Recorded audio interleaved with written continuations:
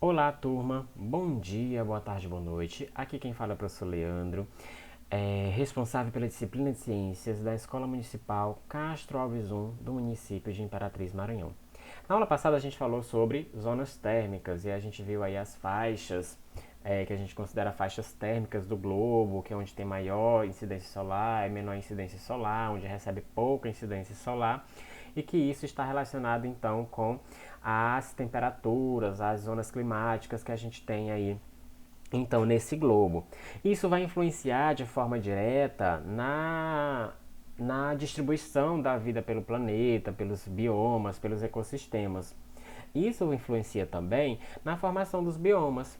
Então a gente vai começar a falar sobre os biomas. Então a gente vai ver um aspecto geral sobre os biomas brasileiros e aí a gente vai então é, começar a falar nas próximas aulas sobre os biomas em específico. A gente vai dar um foco aí nos biomas brasileiros, depois a gente vai falar sobre os biomas maranhenses, que são os biomas que estão presentes no Maranhão. A gente vai ver fauna, a gente vai ver flora, degradação, como que esse bioma está aí então caracterizado aqui no Maranhão, sobre as reservas nesses biomas, certo?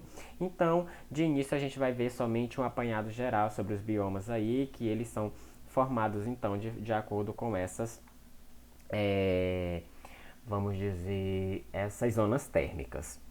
Então, um bioma é uma região ampla que apresenta vegetação, fauna, solo e clima característicos. Ou seja, você só pode definir um bioma quando você vai encontrar naquela região ali coisa que é específica daquela região.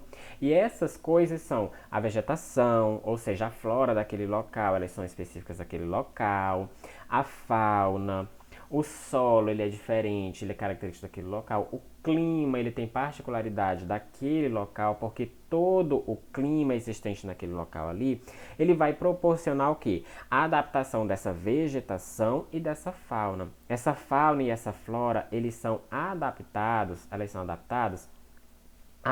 ao solo e ao clima daquele local. Então, é por isso que é encontrado aquele tipo de vegetação ali, por isso que é encontrado aquela fauna ali, aqueles animais. Ah, professor, mas tem animais que são encontrados em dois biomas? Sim, tem sim. Eles ficam transitando de um bioma ao outro, ou eles estão na faixa de divisão entre um bioma e outro. É comum encontrar sim, é incomum encontrar. Só que, por que isso acontece? Porque existe ali a diferença de climática não é muito grande entre um bioma e outro, certo? Mas quando eu tenho biomas muito diferentes entre si, a gente vai ter aí espécies endêmicas, que a gente chama de endêmicas, que vocês fizeram dentro do trabalho do projeto Meio Ambiente. São aquelas espécies que são encontradas única e exclusivamente naquele local. Porque ela se é adaptada àquele ambiente, ela se alimenta de algumas frutas que tem naquele local, ou elas se alimentam de sementes que tem naquele local. As árvores elas servem de local para eles morar, por exemplo, construir seus ninhos, por exemplo, as aves. Então, tudo essa questão de fauna e flora elas estão relacionadas, eles se adaptam entre si. Muitas árvores, muitas plantas, elas vão servir de alimento para espécies animais. E algumas espécies de animais vão se alimentar de outras espécies animais, porque eles são predadores. Então, se eu tenho uma espécie animal e essa outra aqui, ela se alimenta dessa, se essa não tiver presente, essa daqui também não vai estar, porque elas dependem uma da outra.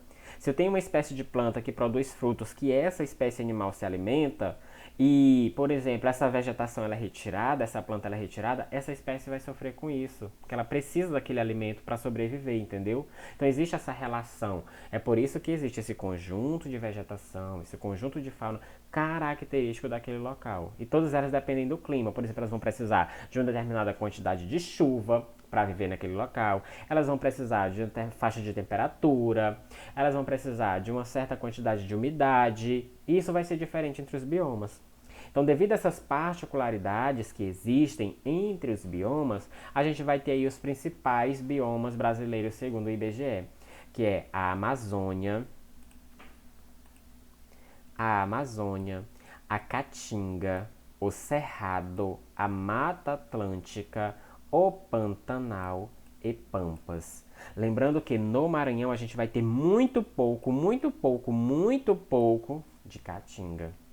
A gente vai ter cerrado. Cerrado a gente vai ter bastante. A gente vai ter Mata Atlântica no Maranhão? Não, a gente não vai ter. A gente vai ter a Amazônia no Maranhão? Sim. A maior parte do Maranhão vai ser formado de cerrado e de Amazônia. A gente tem Pantanal no Maranhão? A gente tem Pampas no Maranhão? Também não. O que a gente tem no Maranhão que é semelhante ao Pantanal? Um ecossistema, que não é a mesma coisa que bioma. Um ecossistema são estruturas menores que estão dentro dos biomas. Então, a gente tem no Maranhão a Baixada Maranhense, que também são campos alagados, que tem uma vegetação rasteira, de gramínea, que tem alguns animais que são adaptados a essa vegetação, a esses biomas aquáticos, mas não é o Pantanal. É a Baixada Maranhense, que é um ecossistema maranhense que está dentro da divisão ali entre Cerrado e Amazônia Maranhense, certo? E a gente vai ter também, no Maranhão, a Mata dos Cocais. E a Mata dos Cocais também não é considerado um bioma ainda. Ela é uma faixa de transição, ela é um ecossistema de transição entre a Caatinga, o Cerrado e a Amazônia. E a gente vai ter também os manguezais no Maranhão e os lençóis maranhenses, que é bem semelhante a deserto, mas que não é deserto, é ecossistema, e os manguezais, que também são ecossistemas. Então, quando a gente for falar de Maranhão, a gente vai falar de Mata dos Cocais, a gente vai falar de lençóis maranhenses, a gente vai falar dos Mata dos Cocais, lençóis maranhenses, dos manguezais e da Baixada Maranhense, certo? São essas quatro particularidades que tem no Maranhão, que são ecossistemas característicos do Maranhão, que são semelhantes ao encontrados em outros locais do país, certo? E aí, para a gente entender, a gente tem aqui os principais biomas brasileiros. Então, quando eu falo Maranhão, o Maranhão está aqui, ó. Isso aqui é o Maranhão. Quando você entra em Imperatriz, você vê que lá na entrada você tem assim, Portal da Amazônia. Por quê? Porque Imperatriz está aqui, ó. Tá aqui assim. E ela fica bem na divisa do Cerrado com a Amazônia. E quando você passa de Imperatriz para Ceilândia, você já não é mais Cerrado, já é entrando na Amazônia. Por isso, Imperatriz é considerado o Portal da Amazônia. Um dos portais, né? Aqui no Maranhão, é claro. Então, você vê que o Maranhão, ele basicamente está dividido, ó. Pra cá é a Amazônia e pra cá é Cerrado. E você vê que tem aqui, ó, pequenas faixazinhas na divisão do Piauí com o Maranhão. De quê? De Caatinga. Porque isso tudo aqui, ó, é o bioma Caatinga. Então, a Caatinga é um bioma característico do Nordeste. A floresta amazônica é isso aqui. É um bioma característico de quê? Da região norte. Isso aqui é a Amazônia. Da região norte. E aí eu tenho o Cerrado, que ele tá aqui, ó. Tudo isso aqui é Cerrado. Isso aqui é Cerrado. É a região centro-oeste, propriamente dita. É a região central do país. Então, quando a gente vê a região central do país, é plana. É plana, é cerrado. Por isso o cerrado é muito explorado. E aí a gente tem aqui, ó, boa parte do Maranhão é cerrado, a outra parte é Amazônia. Aqui, ó, nessa região costeira, eu vou ter desse lado os lençóis e aqui eu vou ter manguezais. Aqui eu vou ter a Baixada Maranhense. E aqui eu vou ter Mata dos Cocais, nessa divisão do Maranhão com o Piauí. E essa faixa territorial aqui, ó, por completo, até aqui, isso aqui tudo, vai ser o quê? A Mata Atlântica. Essa aqui são os pampas. Os pampas é uma vegetação rasteira, característica do Rio Grande do sul do país. E eu vou ter aqui, ó, uma outra faixazinha aqui, que é o Pantanal. Então, o Pantanal é um bioma também pequenininho, são áreas alagadas, que tem muitas aves que se reproduzem nesse local. Então, tem muitas espécies de peixes, porque tem muita água naquele local, que é alagado. A gente viu que o Pantanal sofreu muito com as queimadas, então a gente vai ver posteriormente sobre esses biomas futuramente, detalhadamente cada um. A gente já viu no projeto, mas a gente vai ver novamente como conteúdo programático.